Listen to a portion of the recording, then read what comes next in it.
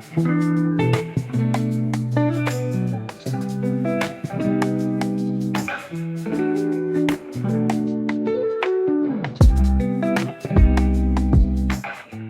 name is Mike Weed. I'm a stroke survivor and I ride the world on 3 wheels. This is Roll Toward Recovery. Today, I want to tell you the story of my first real bike after my stroke, a Trident Trikes Spike 2 horizontal.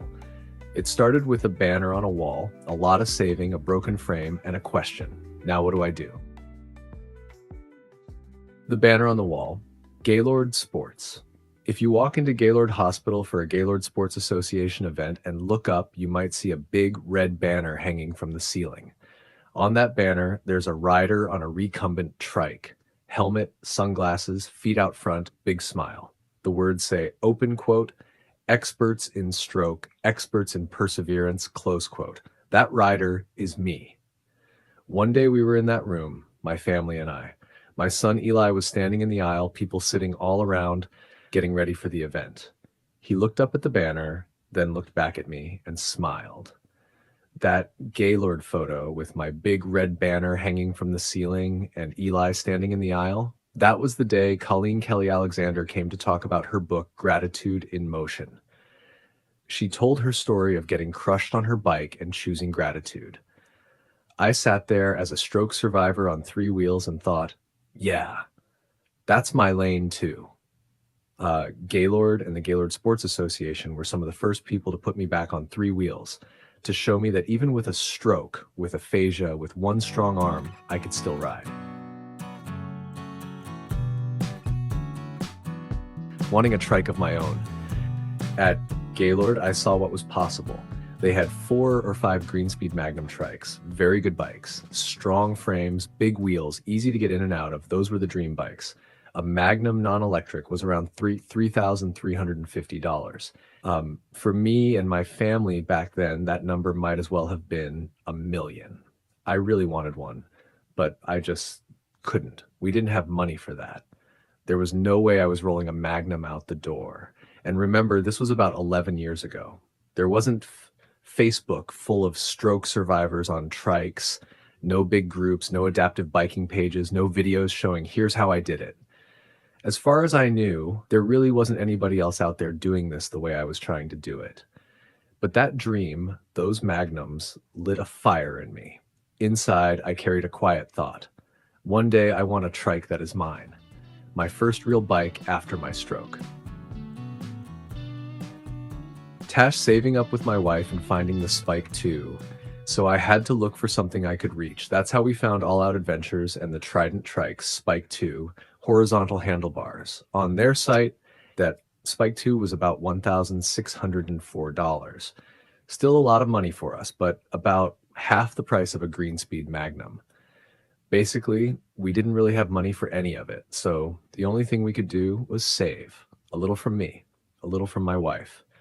We talked at the kitchen table, bills, groceries, gas, and then, can we also save for a trike? No quick swipe of a card, just time, patience, and a stubborn decision. We're going to make this happen. When enough was finally there, we went up to All Out Adventures. I tried some bikes.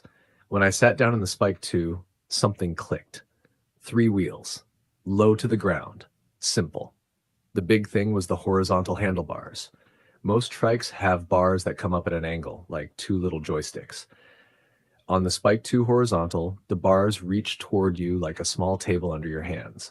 For me, after stroke, that shape mattered. It let my good arm relax. It kept my shoulder from getting tired so fast. It put the controls where one strong hand could reach them. I rode it around the lot, turned, braked, shifted, and I knew, this is it. This is my first real bike. We paid with the money my wife and I had saved. We rolled it out of All Out Adventures, and for the first time I could say, this is my trike.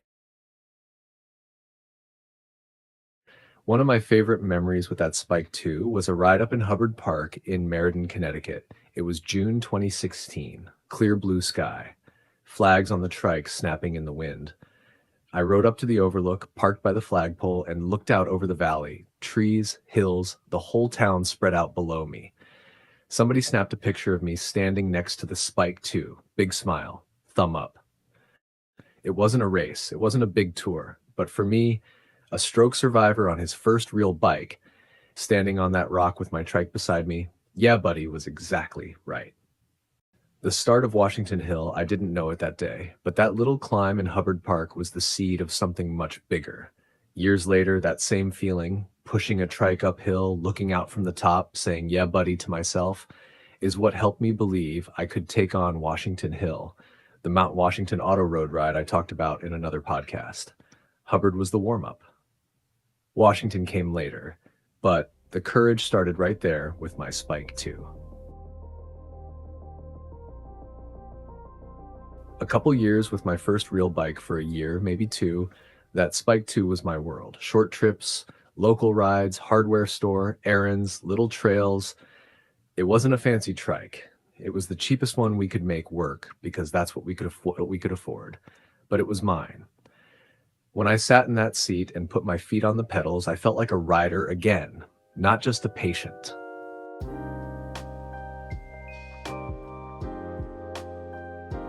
When the Spike 2 broke, then came the hard part. The Spike 2 was an aluminum trike. Light, basic, entry level, good for starting, but not really built for what I wanted to do next. The free steering / one-hand setup we worked out, that part was fine. The problem was the bike itself. One day I rode to the hardware store. Nothing special, just another little ride. I parked, moved the trike, looked down. Something was wrong. The frame had bent. The Spike 2 was broken. My first real bike, the bike I saved for, the bike from All Out Adventures, was now bent out of shape right there in the parking lot. My heart dropped. All that saving, all that hope, and now my bike couldn't really do its job anymore. My grandmother lived around the corner. She came and got me and the wounded trike, and helped me get back home and then to the bike shop. I remember thinking, now what do I do? I finally got my first real bike, and it's already done.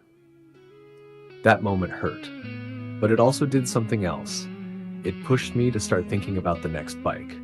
Stronger, better suited for big trips, a bike that could handle the way I ride. What the Spike 2 still means to me.